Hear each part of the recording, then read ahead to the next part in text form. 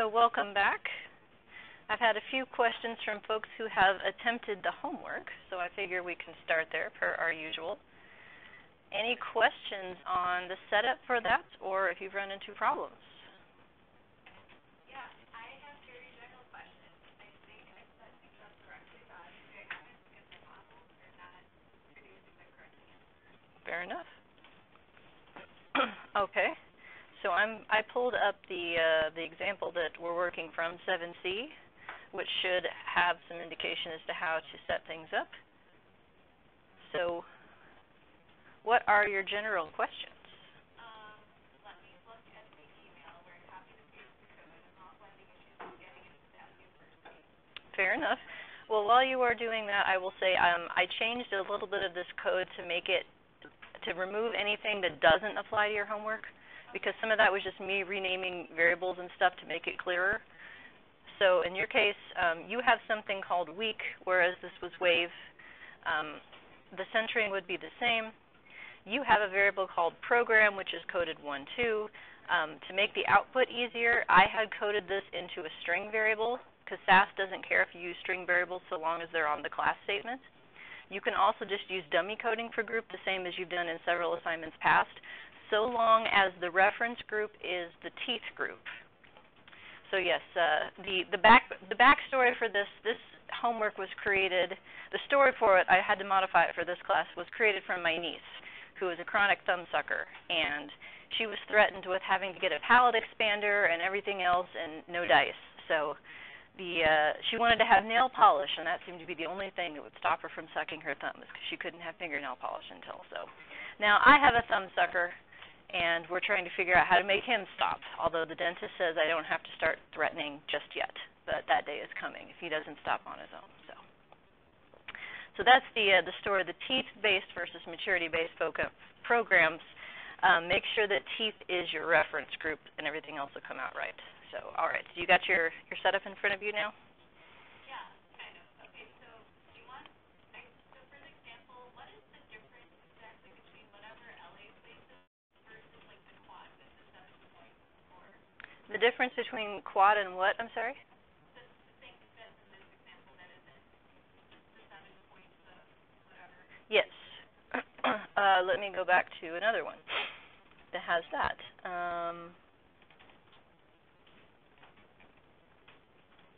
Yeah.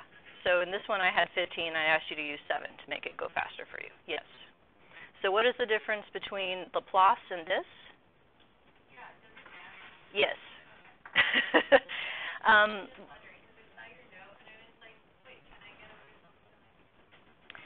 In theory, yes.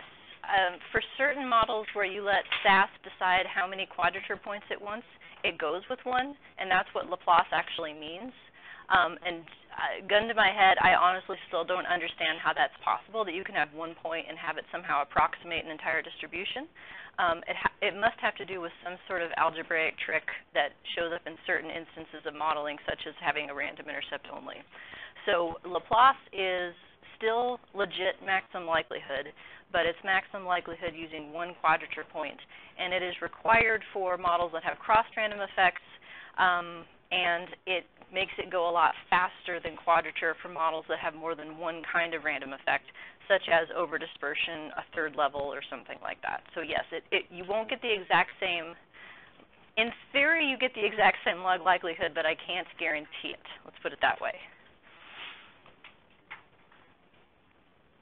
So I wanted to make sure that any irrelevant differences between my answers and yours would be taken care of, and that's why I said to specify with 7 points, because if we're all running SAS with the exact same specification, the numbers should come back exactly the same. So yes, quad with 7 points is what I asked you to do for this homework.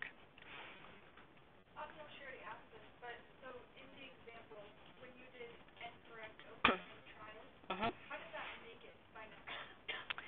So that is the way that SAS understands what a binomial means. It is functionally the same thing as a proportion, but incorrect is the number correct where it's a positive integer, and n trials is also a positive integer. So I had to multiply % correct by 100 round it to the nearest integer in order to create this incorrect variable. So that's what the very first step is, and I asked you to do the same thing. And then it recognizes it as only 2 levels? Only 2 levels? I'm not sure what you mean by level. Yeah. But I kept getting an error that had to do with how many possible outcomes there were. Okay. In order to use the binomial distribution, SAS wants you to have 2 words here. Or otherwise you'll get an error message.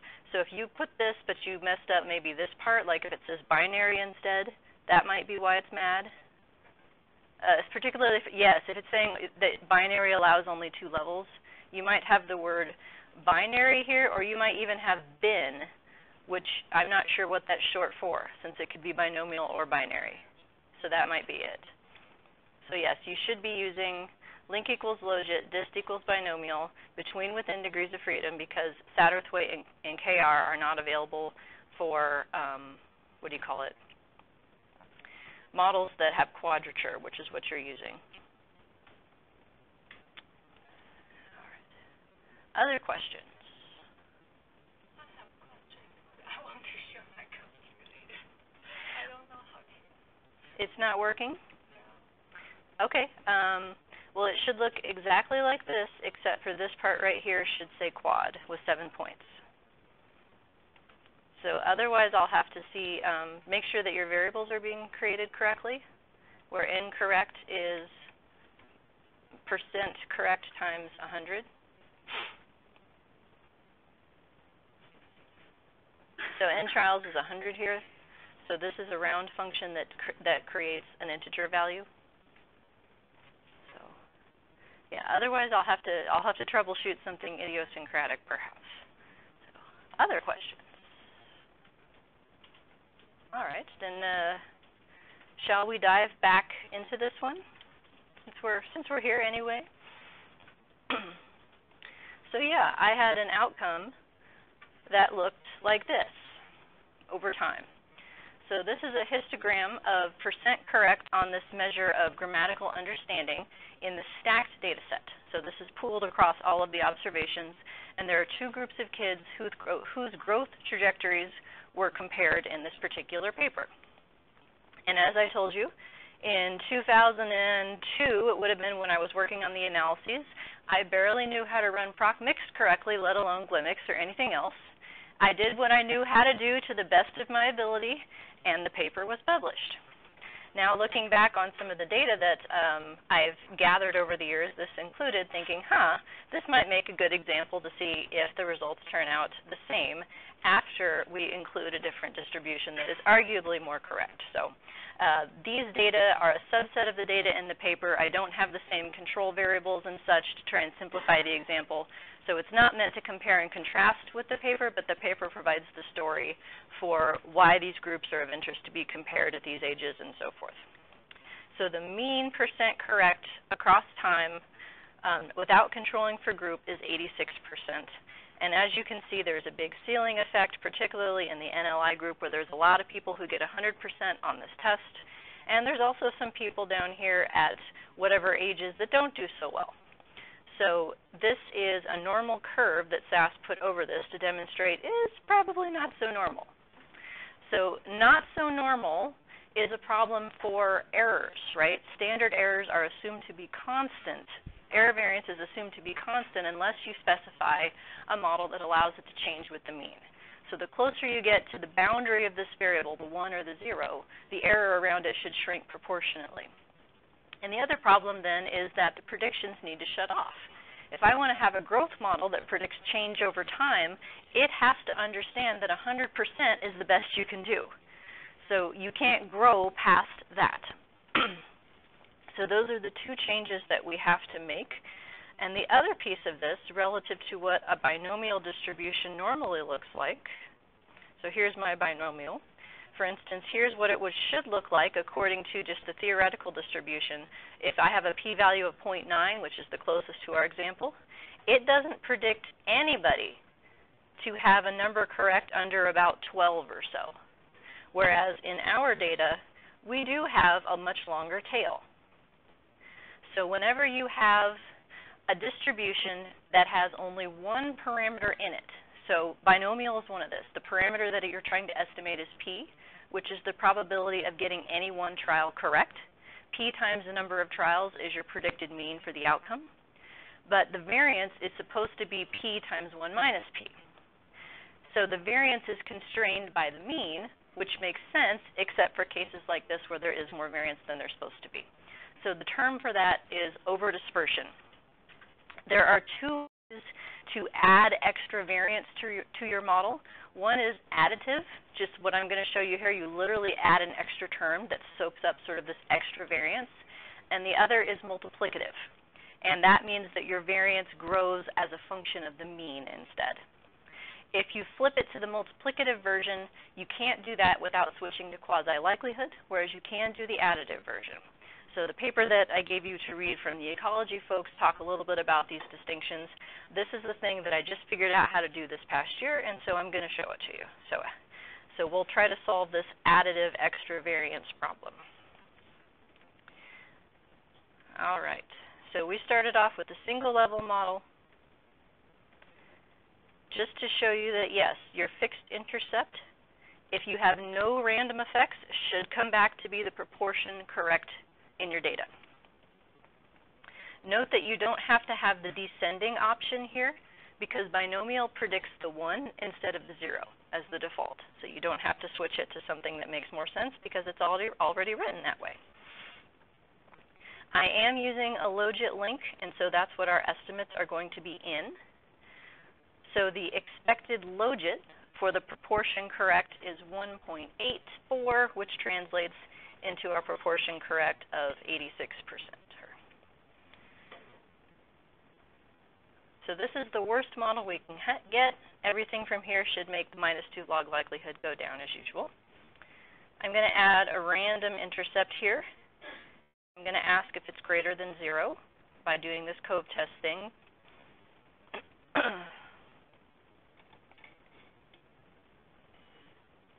This should not have a dot here.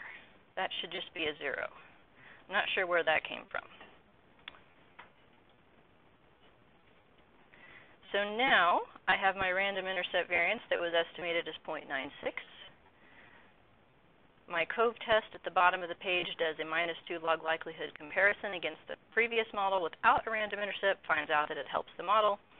Interclass correlation on the model scale after substituting in 3.29 for my level 1 residual variance is 0.23. So 23% of the variance in this outcome is between persons. Doing the remainder, 7, right? Am I doing math correctly in front of you? If 23% is between, then how much is within?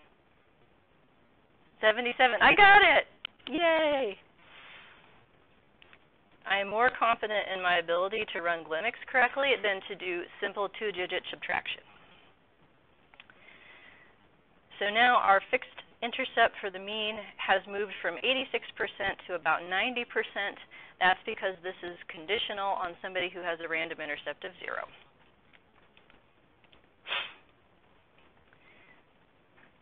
So here is our random effect confidence interval to describe the variation in terms that might be more meaningful.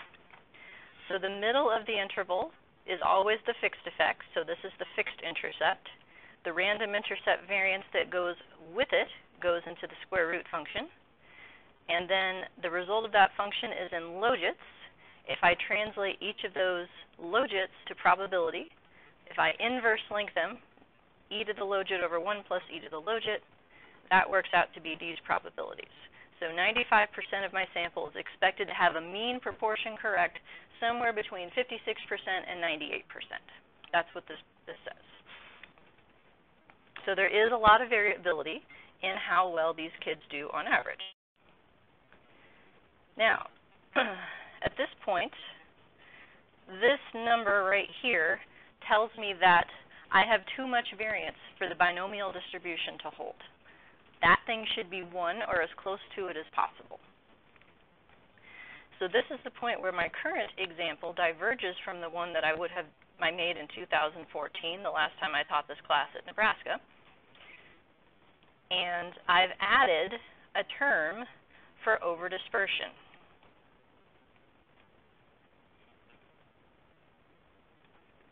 That. So here's the trick. When we use mixed, what word normally refers to the R matrix, residual variances and covariances? Not random, but the other word. Also starts with an R. And that's what you ask to print it on that line, but the word that starts the line? R-E-P.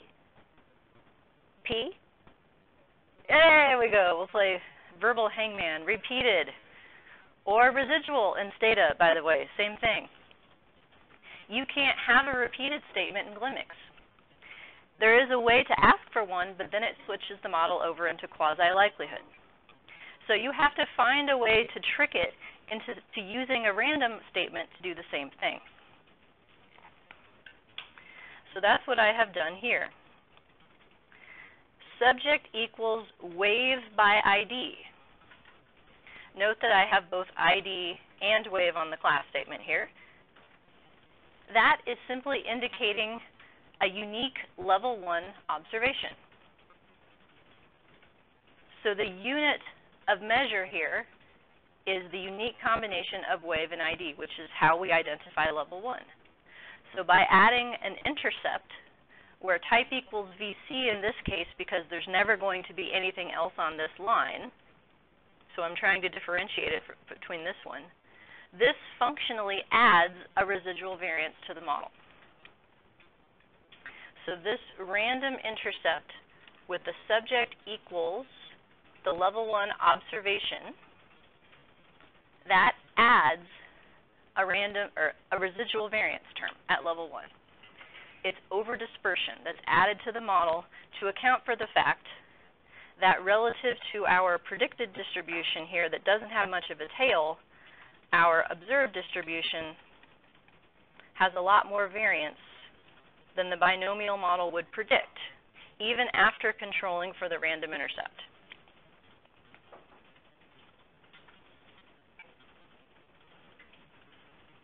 And these models took forever when I used quadrature. That's why I switched to Laplace. Because I thought if this is taking forever for my tiny data set on my powerful computer, there's not going to be much of a chance for it getting to converge on other places. So that's why I switched. So here's my overdispersion. Now I have dot 0, where the first dot refers to the random intercept variance, and the 0 refers to my new residual variance via the random line.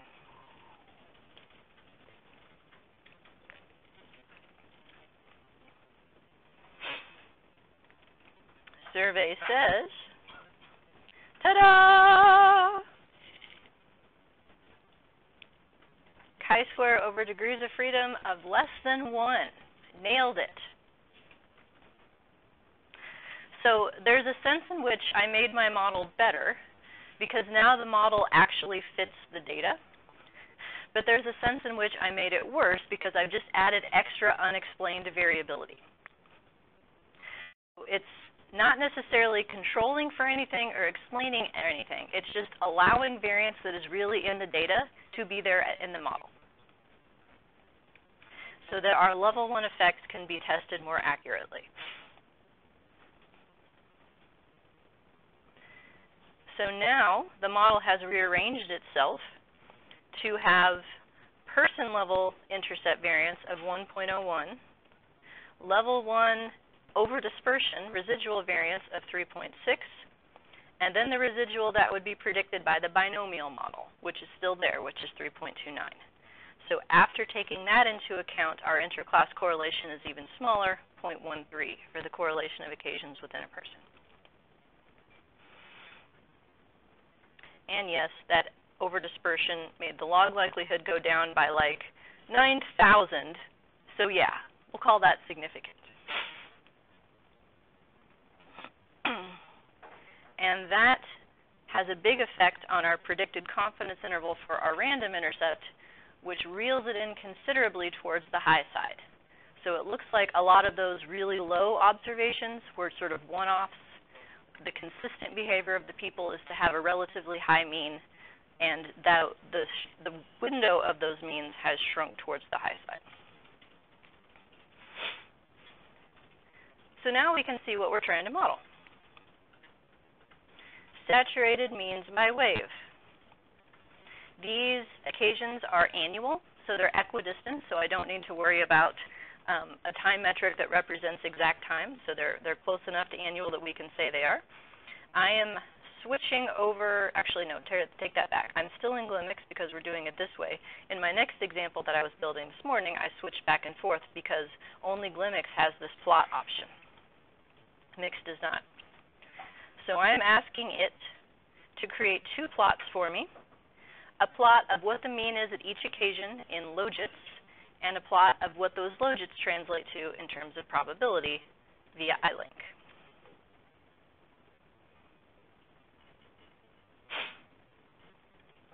So now my level 1 variance is actually less because I've allowed mean differences over time. So wave is a level 1 variable. In this model, it can reduce the level 1 over dispersion. So it acts a little more like a regular flavor multi-level model in that case.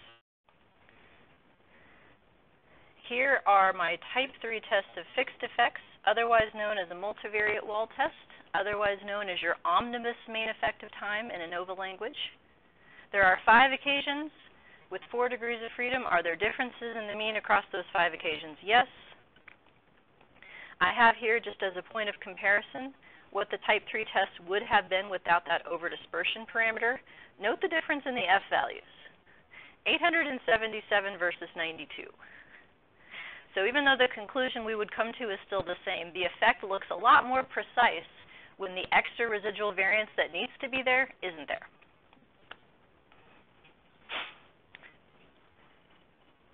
So here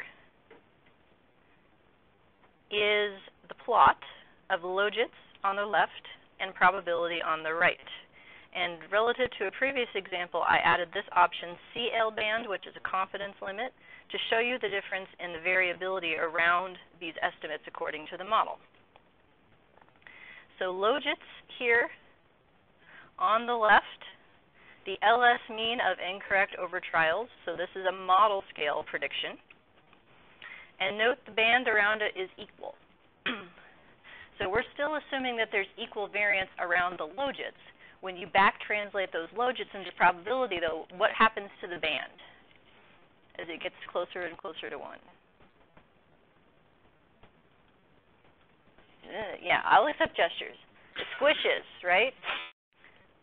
Because there's not a whole lot of variability around 100%. There's only one way to get to 100%. So, Brittany, this is the thing that I was trying to tell you very badly after class last week. In logits, the error is constant, but when it back translates into probability, it does shrink like it's supposed to. So if you were to analyze these data by transforming to logits and then sticking them in an Anova, it's trying to approximate what this does, it just doesn't do it as well. So that would be my path of least resort if I were working with a model in which there was no binomial link available, such as in M+. If you're trying to do some kind of measurement model or a path model or something for these data, then calculating a logit, analyzing that logit would be the next best thing to do. But if you can fit it with the model. So just as a brief aside. So this is the pattern that we are trying to predict. So it looks kind of bendy, more linear in terms of logits, less linear, of course, in terms of probability. In the original paper, what we ended up doing is actually modeling a cubic trend, and that cubic trend was actually group-specific. In trying to fit random effects for that cubic trend here, everything blew up. It estimated and it finished, but it gave me garbage. So I am going a different way. I am going a different way with respect to the means, but doing something similar with respect to the variance. So this is the first time you have seen me do something like this. I am breaking my own rules as to what should be fixed versus random. Backing up to the beginning of last semester, what kind of pattern of relationship over time does a random intercept-only model predict? What kind of correlation over time does a random intercept model predict? Same correlation. And what about variance? Variance over time. Constant. And the only way that that can happen is if everybody changes the same, right? Do you think kids might differ from each other in how fast they grow? Particularly as a function of the grouping variable deliberately included in the design of the study? Particularly in this case? So yeah.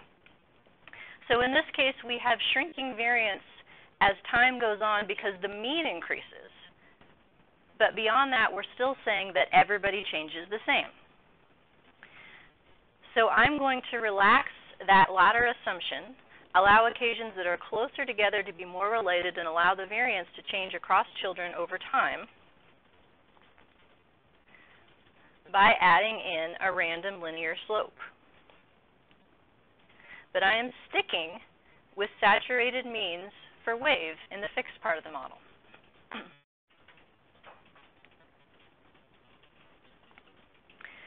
I know that looks somewhat strange because normally if there's a random effect, we also have the fixed effect that goes with it.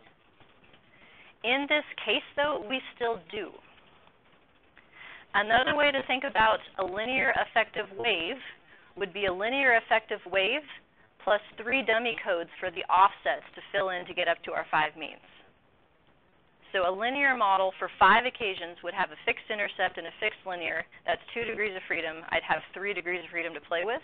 If I fit that and then put in 3 more dummy codes to sort of plug the holes where the means didn't fit, that's another way of thinking about this exact same model. It would be the same fit. So I do have a linear term in wave. I just have a linear plus some other stuff too. And I'm doing it this way because it will be more directly interpretable to describe group differences at each age than group differences in a cubic trajectory, where each part then has very few degrees of freedom left over. So I'm simply changing the variance model here to try and get a better approximation of the variance and covariance over time and how that differs across kids. I'm leaving the fixed model alone so that I can get grade-specific correct predictions. So at this point, I'm leaving in the intercept. I'm testing the intercept slope covariance and the slope covariance, and I'm leaving in the over-dispersion. That's what that is supposed to mean.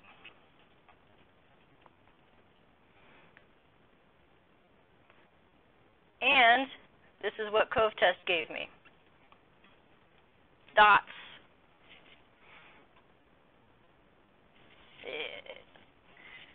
Anyone listening at home, if you know what I did wrong, please send me an email. It threw up. I don't know why it couldn't figure it out. I did. I added 2 degrees of freedom. The difference was about 18. I win. So SAS couldn't do it, but I did. And now the standard errors around my logit means are changing over time. So it is the case that people differ in their linear rates of growth over time. So now I'm going to go forth with greater conviction and answer the actual question that I was interested in. Finally, your final model is the one you actually care about. Everything else is window dressing to make sure that that model is accurate as possible. So this is, in terms of the means model, a repeated measures Anova. Waves by group. Wave is my repeated factor. Group is my between subjects factor. So I'd call this mixed design or split plot. You know those words? It has to do with like plants and shit. I don't know. It's an agricultural term. didn't grow up on a farm. I don't know these things, but functionally, this is a 5 by 2, right? I'm interested in seeing if there are group differences at each of these occasions. Everything else is designed to get the most accurate test of those group differences possible. I'm allowing between subject differences in their intercept, which is at time 0, the first occasion, as well as in the extent to which they grow over time. I am allowing extra residual variance because the binomial model that I'm using was not sufficient to capture all of the level 1 residual variability. I'm asking for pictures. So wave by group is the two-way interaction. It's going to give me a line plot that has each of my groups. So slice by group gives me a separate line per group. And then the part that differs from what traditional Anova output would give you, it gives you marginal main effects that are functionally useless. I'm asking for group-specific main effects in each of the directions that I care about. So the first term here, for my two-way interaction, slice equals group. The word slice means per. So if I say slice equals group, what I'm asking for is the main effect of time per group. So a 4-degree of freedom test per each group if there's any differences over time. And then slice diff gives me the pairwise differences within that group-specific difference.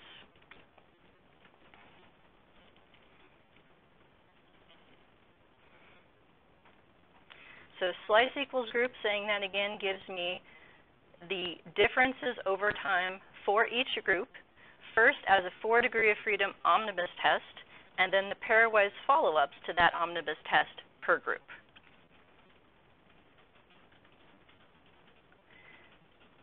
This next line then gives me the same thing going the other way. Slice equals wave means I want the differences between the two groups at each wave.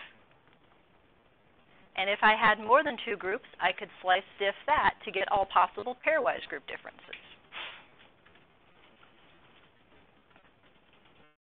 So if I ran the world, this is how I would teach Anova.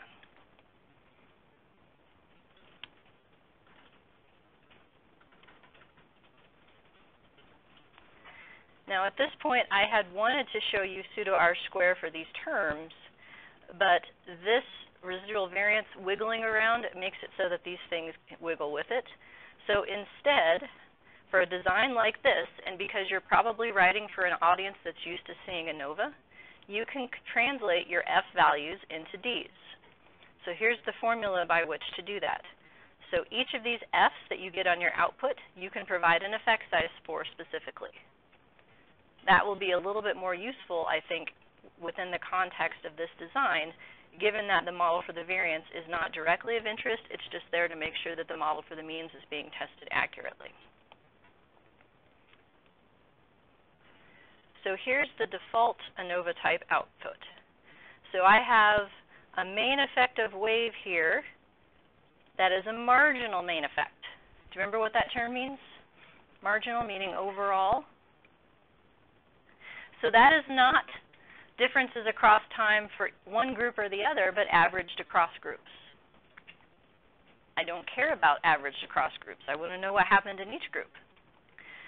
The omnibus main effect of group below it is the difference across groups averaged over time. Well, why would I want that?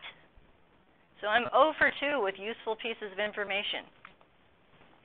Group by wave is the only thing that's really useful, but it's 4 degrees of freedom in here, so now I have to figure out what it is that's making this interaction tick. So the stuff that comes next is the stuff we got with the extra slice statements that are arguably much more useful. So here is my omnibus main effective time for the NLI group and for the SLI group. So there are group differences, or excuse me, time differences within each group.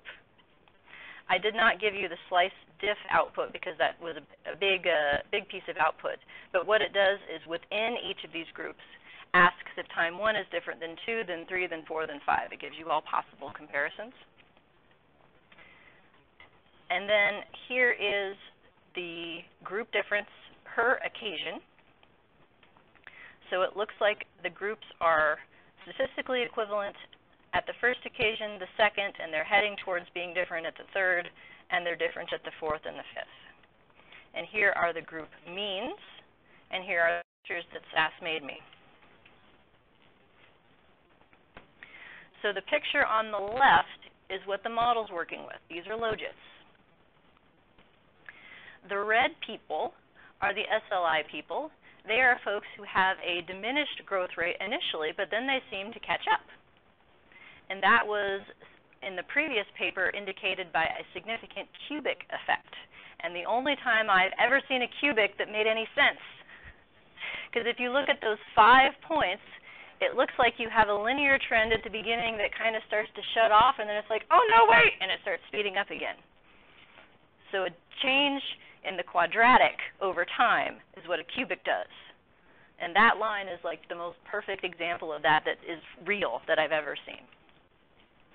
The other group has a similar but less pronounced pattern. They have a linear slope that starts to slow down. Oh, no, wait, we're going to speed back up again. But it doesn't look like it's quite as abrupt, and it happens on a different time scale. So in the paper, there was discussion about what education was like at each of these waves and why it was that all of a sudden the SLI group caught up and da-da-da-da-da. So the model says then that the groups are equivalent through time 3, they're different at time 4, and they're different at time 5. If you look at the plot of probability, though, would you believe that time 5 is different? It is. In logits. Time 4 is different too. That one looks more believable. But yeah, time 5 is actually significantly different in logits. One could argue about the practical significance. The difference between the groups is a probability of 0.9996 versus a probability of 0.989. So, but the model is phrased in logits. And here's some words for you. So I wrote this up in more of a Anova-style language, summarized all of the model building to get to a good variance model in the first paragraph, or actually here, and then just talked about what happened at each occasion. If you wanted to, you could go with more specific contrast for how differences differed at each occasion across occasions, but I think this is sufficient to tell the story, why there's a group by time interaction, because the groups are different sometimes, but not always. That's my story, and I'm sticking to it. So, questions on that?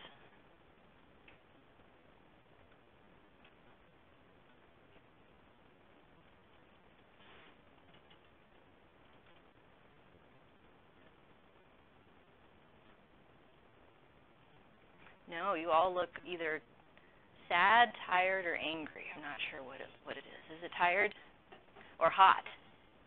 Sweating with the oldies? Yeah, I'm finally catching on and wearing dark clothes, so I'm not like pitting out my shirts in front of you. I get warm enough teaching as it is, right? It's just adding insult to injury to have the heat cranked in this room.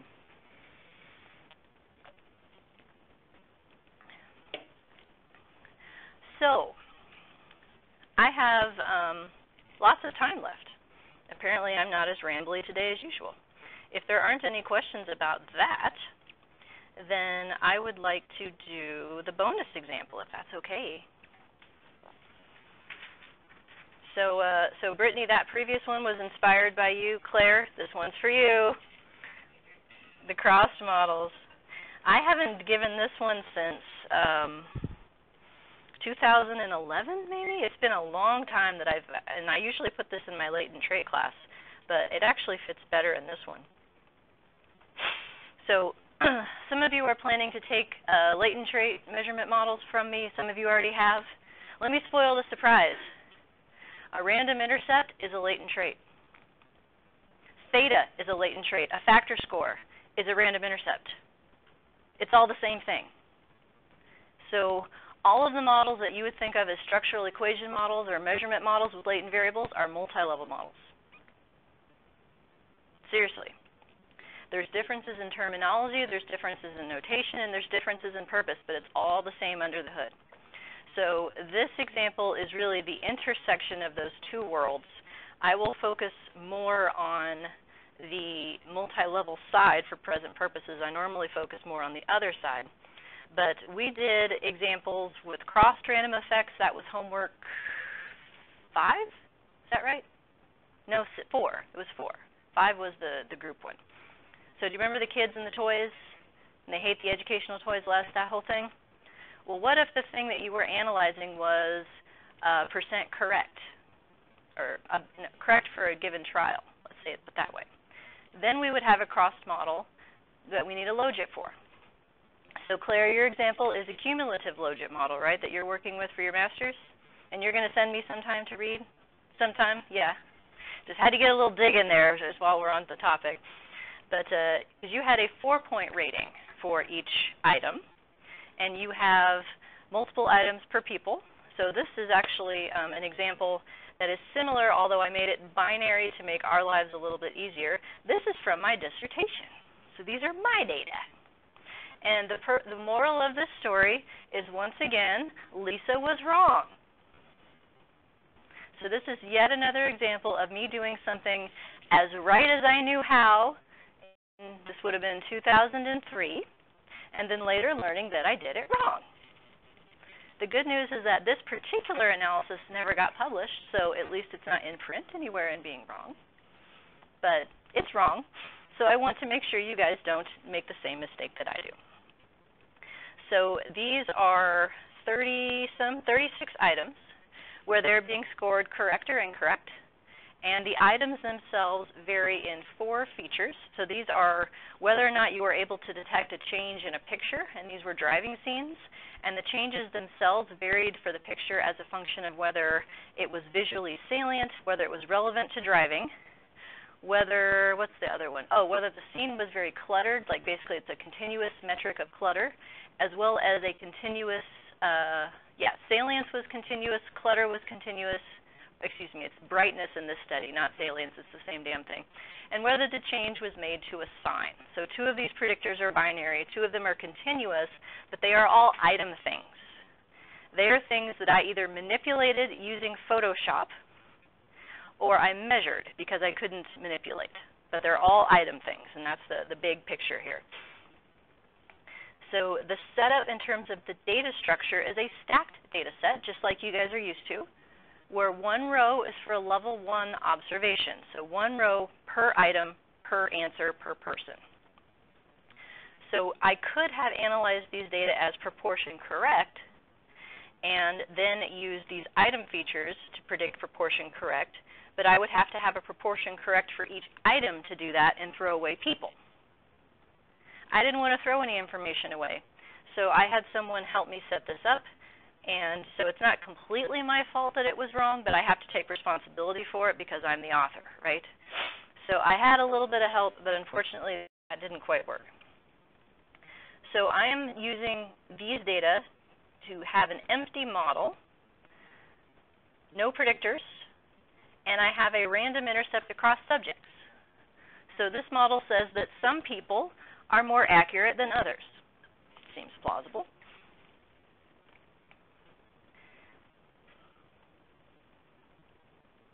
So this is my basis for assessing fit.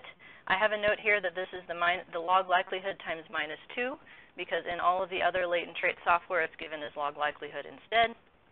Here is my variance of the random subject intercept, otherwise known as theta, in the world of latent trait models. And this is the mean easiness for the item in logits. So everything in latent trait measurement models is phrased in terms of item difficulty, where a higher score means that there is a lower percent correct. That would be what it is if we were predicting the 0 instead. For continuity with everything else that we've done, I am predicting the probability that you get a 1, and therefore higher intercepts go with higher easiness. The item is easier if more people get it right. So a logit of 1.3 translates into a probability above 50-50, 70-some% would be my guess off the top of my head. Let's see how good my logit translator is. Equals. What's my logit translator? What do I have to type? Do you have it memorized yet? E to the logit, 0.3487 over 1 plus e to the logit.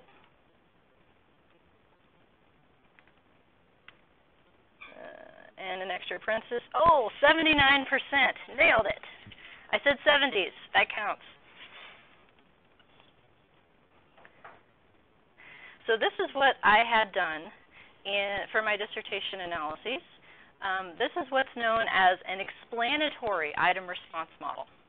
Rather than allowing the items to have separate easinesses per item, I am trying to predict why some items were easier than others with my 4 item features. I am in maximum likelihood. This is the Laplace version, which is what you have to do for crossed models.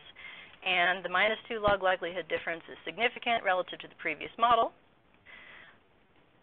Because items in this case are level 1, because I don't have a separate level 2 random intercept yet, I explained a level 1 residual variance, which made my random intercept variance for subjects get higher.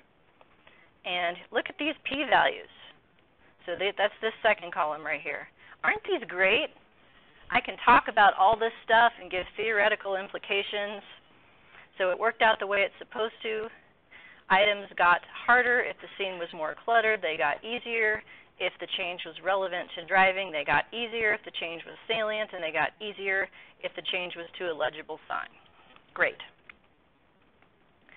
So an alternative way of thinking about item differences is as fixed effects. And that is what latent trait measurement models do generally. Each item gets its own set of parameters. So in this context, each item would get its own either intercept, threshold, difficulty, or easiness parameter, depending on how it's set up. But each item gets one. Because each item is sharing a discrimination, this is what's known as a Rash model. It's a one-parameter logistic model, where picture is on the class statement, meaning I'm treating it as a categorical variable. So I'm estimating a separate easiness for each picture. Here's my omnibus test for a main effective picture. Yes, it's significant. And here are the easiness estimates for each separate item. So you can see some of the items are very easy. Some of them are a little bit more challenging. Well, what if instead of thinking of these as fixed effects, I think of them as random effects? Now, what's the difference? When would you saturate a model with fixed effects rather than have a random effect? We've talked about this in the context of group before. How versus why, right? If I want to know what the easiness is of each item, then I need to have each item be its own fixed effect. If I want to know why some items are easier than others and predict that with predictors, it needs to be random.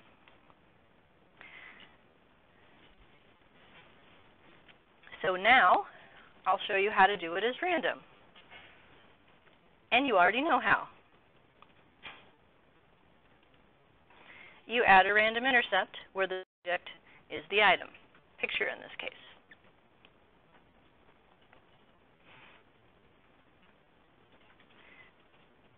So now I have two level 2 random effects. I have intercept differences across subjects. Some people are more accurate than others. I have intercept differences across pictures, too. Some pictures were responded to more accurately than other pictures. And the level 1 residual, whose variance is the unestimated 3.29, is everything else. Why a particular person responded a particular way to a particular picture, and we don't know why, because it's after controlling for constant differences across persons and items. If I take this random effects solution right here, this is one I haven't seen this, solution on the random line, that gives me the predicted random effects for each person, the U's. They're called empirical Bayes estimates. If I take each one of those and add the fixed effect to it, I get back to what it is per item. So I save those to a data set so that I can show you what it looks like when we have them random versus fixed. And here's what the model should have been that I didn't know any better in 2003. So now I'm adding my item predictors to my crossed random effects model, where they should predict which kind of variance. My item predictors should account for item differences, people differences, or residual differences. Item, yeah. So I have a variance component for all the reasons why these items differ from each other, and I'm saying some of that is because of these things. This shouldn't be C-logit. C-logit and logit are the same for binary variables. Apparently I had a copy-paste error on that one. There, no C in there. So I have my picture variance that went down, and I can talk about how much it went down. But retro, what happened to my p-values?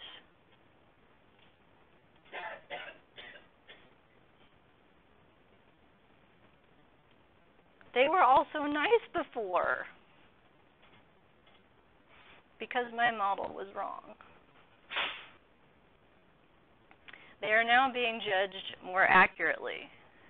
Relative to the total pile of easiness differences across items, how much is each of these characteristics responsible for?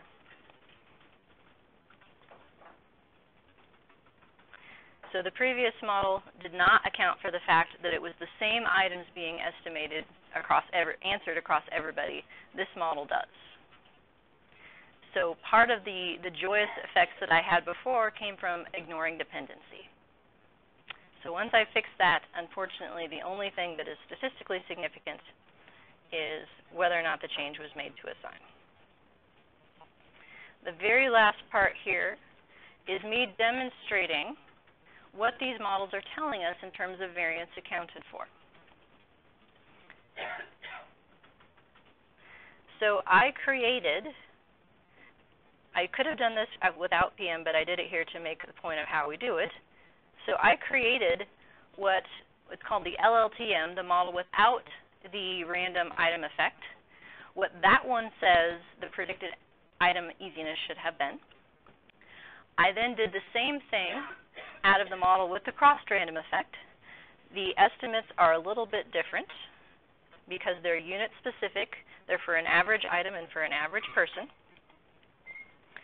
I then ran correlations between the ones that are predicted from those two models with what they actually were. So fixed B and random B is when I let each item have its own fixed effect, first off, and random B is when I estimated the solution for random effects, the predicted U's for each item, and saved those to a data set so that I could do a comparison.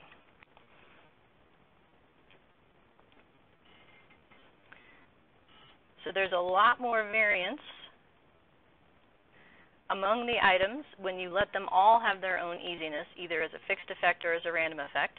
Then you try to predict what they are. And here's the correlations among the 4 different versions. So whether you make items a fixed effect or a random effect and try to output their U as to what each predicted random effect is, you get pretty much the same answer with respect to an item's position relative to other items in easiness. Same thing if you compare the predictions from the model without the random item intercept to the model with the random item intercept. The ones between are the R's that you can then square to get an R square. So the average R square for the effects of my 4 predictors is around 0.24. So all of the methods kind of agree that that's the percent of variance that was accounted for. They disagree in whether that is different than 0 because they all have a different reference point. So the idea that you can predict item things and person things simultaneously is predicated on each having a source of variance in the model. People differ from each other, items differ from each other. So this is what's known as an explanatory item response model, or in our world, a cross-random effects model predicting percent correct or correct outcomes with a logit. Ta-da! So Claire, are you working on these models still? Did you come up with a different answer in your data than what you had started with?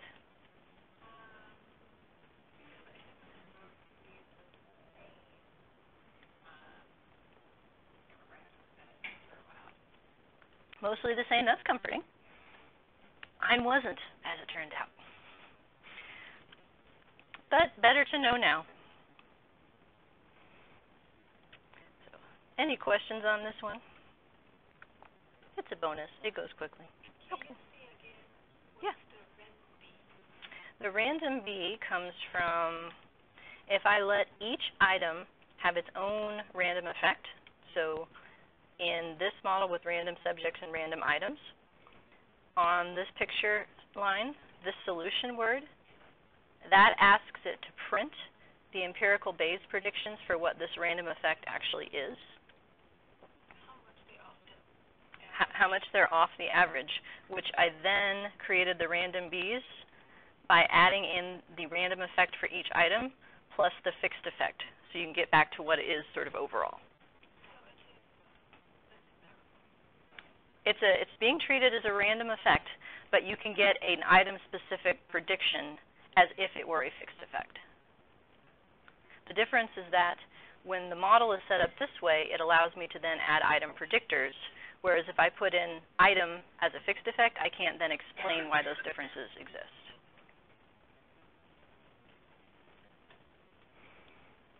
All right, so that's that. Save.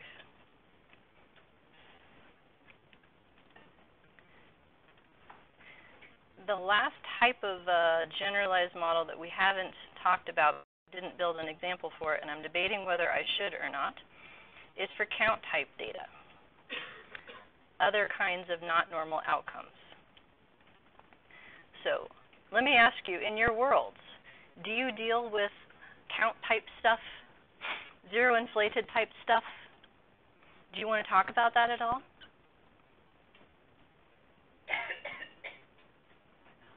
Or not? Why not? Why not? Well, I'm debating whether to just talk about it or to try and build an example and fit that in somewhere. And it depends on how useful it will be perceived to be. No one wants to weigh in. Continuous stuff that's really skewed or zero inflated, or count stuff that's really skewed or zero inflated. Those kinds of outcomes. I used to work on that. You used to work on that? Yeah, because that was like purging behaviors, disorders. Some people that have names of purge don't purge at all, whereas others purge quite a bit. We have another example. Aha! Yes, and not everyone with an eating disorder is a puker, right? Excuse me, a purger. Yes. Okay, you want to talk about it? Maybe? Why not? You're here, right? We'll talk about it. The taxonomy of outcomes. So slide 46 is where I'm starting from. So we've talked about what to do with discrete type outcomes in which the responses are some kind of categorical and they're not necessarily amounts. So like for an ordinal variable, I could call it 0, 1, 2 or 99, 98, 97. Doesn't matter. They're just referring to labels. So we have binomial or binary. Binary is a special case of binomial with only two options. Multinomial, which is categorical, so that's ordinal, nominal, adjacent category. You can also have counts of things that happened where it goes from 0 to positive infinity, and each of the things has to be an integer, so it's discrete. And then there's continuous, where the responses can be any number. And so you can treat discrete data as continuous. You cannot treat continuous data as discrete. But that means that you can borrow some of the models that are possible for continuous outcomes to work with count outcomes as well. And so continuous outcomes may be normal, they may be skewed, and they may be a mixture of different distributions. So the way that I think about this, rather than discrete versus continuous, I think about it in terms of shape, because then you can have a family of models that works for the same problem, and then you can pick amongst those to say whether it's continuous or discrete. So if you have data that are skewed, that's where we get into, if it's discrete, meaning count type data, there's Poisson models, generalized Poisson or negative binomial. Continuous, if it's not normal but it's continuous, you can do log normal, beta, or gamma. Those are the distributions that would work for you. Not all of these are going to be available in all software, unfortunately. There's a special problem that comes up with skewed data, though, where there may be a pile of zeros. So just like what Kelsey said, if you have a heterogeneous sample, like if you asked you a question, hey, how many times have you thrown up today? And you're like, none. And some people might answer more than once. Well, if I ask a population who tends to have purging behavior, whatever issues, eating disorder, what's the right term? Yeah. Okay, that's the term? Okay, so if that's the term, then you'll end up with a pile of zeros for the people. If you ask them every day, did you throw up today? They'd be like, no, still, I don't do that. Whereas sometimes people who tend to do that may not do that on a particular day. So zeros show up for two different reasons.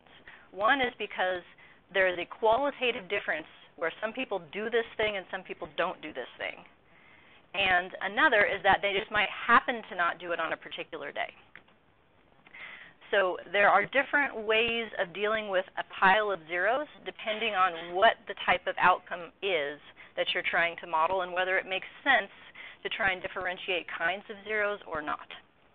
So broadly construed, I call these if and how much models, because they all work that same way of trying to divide up the distribution into two different parts and create two different outcomes. So they differ in how they define the if part, and they differ in how they define the how much part. So the how much part, if it's a discrete outcome, it can be a Poisson or negative binomial, and you can have either a zero-inflated version or a hurdle, whereas continuous, there is no such thing as a zero-inflated, but you can approximate the hurdle with a two-part model where you can have either a log normal for the how much part or a gamma, both of which will try and keep the predicted counts under zero. So just to go over this a little bit, so for counts, Poisson is the sort of the starting point. It's a distribution where the mean and the variance are supposed to be the same thing. So the yellow one here, and by the way, this is another picture stolen from Wikipedia, they're dots because this is a discrete distribution. So even though the lines are connecting, there's nothing in between the dots. It's only going to predict a 1, a 2, a 3, a 4, and so forth. So if you have a Poisson distribution with a mean of 1, that's the yellow line. A mean of 4 is the purple line, and a mean of 10 is the bluish line. After you get past about 7 or so, Poisson starts to look kind of like normal. The problem shows up when there's more variance in this than there's supposed to be just from the mean, and that's the same over-dispersion problem that we talked about here, using a likelihood ratio test. There's also zero-altered or zero-truncated. That is a separate distribution for when there are no zeros. So like if you are, that's the example I gave you I think last week, if you have a hospital database and you're trying to measure like how long someone's been in a hospital, in order to get in the database, they have to have been there at least one time. So there's going to be no zeros, and you have to fit what's called a zero-truncated or zero-altered distribution instead of Poisson. Here's a list of what software does what for all of these things. This picture is for continuous distributions. This one is log normal. And I made this picture in Excel. This one is the only one where it gives you the exact same answer if you log transform your outcome and stick it in mixed as if you tell Glimix to fit a log normal distribution. It's the same damn thing. So what you're saying is that the residuals are distributed for the log of the variable. The log variable has normal residuals, not the original. So this one works well for things like response time, where you have it's continuous and it's skewed with the tail like this. This one can also work for discrete outcomes like number of purging episodes or what have you there. The only catch is that when you unlog it, it will predict the log of the outcome with the straight line, but it predicts the original outcome with a bendy line. It's an exponential curve. Gamma is another one that is for skewed continuous outcomes. This one is also in Glimix. It has a log link as well, so it's the same exponential curve, and this one is flexible. It can tend to have different shapes and scales here, as you can see, and the way that it creates the mean and variance is a little screwy. Here's some more software stuff for what is in what kind of availability. And then the if and how much models. So here's what, let me get you a picture here. This will be the easiest thing. This is a picture that I stole from an article, Atkins and Gallup 2007, and they have a count variable for number of steps taken towards divorce. And there's a pile of people who said 0. Now you can imagine if you have a sample of sort of randomly married people, some of them said, no, I like my spouse, and that's a 0. Or they could have said, not yet, and that's a 0. So their idea then is, are there two different kinds of zeros lurking in here? Zero-inflated models work with that assumption. So the lines that are solid, this one right here, this is the fit of a Poisson model. The Poisson model says there should be some zeros in this distribution, but it should only be this much down here. Stretchy Poisson is negative binomial, that's this one right here. It predicts more zeros than the Poisson, but not as many are in the data. So each of these has another alternative, which adds something called a zero inflation model. And that is just an extra pile of zeros, however many it needs to get to the observed number of zeros in the data. And so those zero inflated models both predict exactly how many zeros there are, which is then the difference relative to the distribution that's underlying it. So the zero inflation factor for the Poisson has a lot more zeros because Poisson says it should be here, and it goes up here, whereas negative binomial says the zeros should be here, and they're up here. So they just sort of plug the hole. And you can try to predict whether somebody is an extra zero or not in the same way that you can try to predict their how much part. To me, this is hella non-intuitive. Because even though you can come up with these labels for structural zero or expected zero, that starts to fall apart when you have, say, longitudinal data, where somebody may be a zero of one kind at one point, but they could become another kind of zero. So the alternative to these zero-inflated models is what's called a hurdle. And in that case, it just cuts off the zero and makes it a whole other variable. And that's truly an if and how much. So then what you would do is predict two outcomes simultaneously. You would predict the logit of being a zero or not. And then in a separate model that's either Poisson or negative binomial or log normal or something like that, then you predict how much, if not zero. So it's called hurdle if it's paired with a count distribution for the how much. It's called two-part if it's paired with a continuous distribution for the how much. But to me, those are way more intuitive because then you're differentiating whether or not they do the behavior and then how much behavior they do. So you could say, are you a purger? And then how severe of a purger are you? And you could predict different outcomes. So if you think about like people trying to do intervention studies, is your goal to try and stop them from being a purger altogether? You're just trying to get them to like to slow it down a bit? Yes. Yeah, so if you had one outcome, you wouldn't be able to differentiate those things. But if you have two outcomes, then you can talk about it as a categorical, this person is no longer a purger, or they're still a purger, but they got better. Isn't that better? Whereas if you keep it as one zero inflated outcome, the mean may still be close to zero and it won't show movement because the overload of the zeros is so strong. So for outcomes that are skewed, I would recommend these sorts of models: Poisson, negative binomial, count, log normal, where the first two are discrete, the second two are continuous. And then if you have a pile of zeros and it makes sense to think of it as two different outcomes, you can do it that way. Unfortunately, the two-part models are not available in Glimix. Neither are the zero-inflated models, but you can probably trick NLMix into doing them. And so that's, if I would refer you to Walt Stroop's book and his software online with NLMix code to be able to do things like that.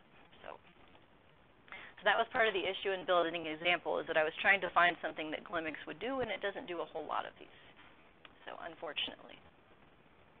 All right, how's that? A brief tour of count stuff, skewed stuff.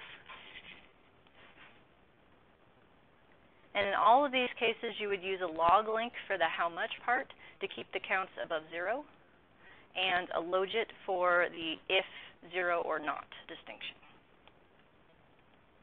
There. Ta-da! Now we're all caught up with generalized models.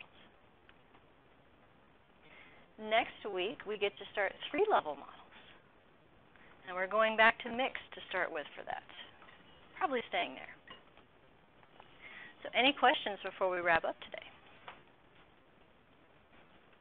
All right. Then go enjoy this beautiful afternoon, and I will see you next week.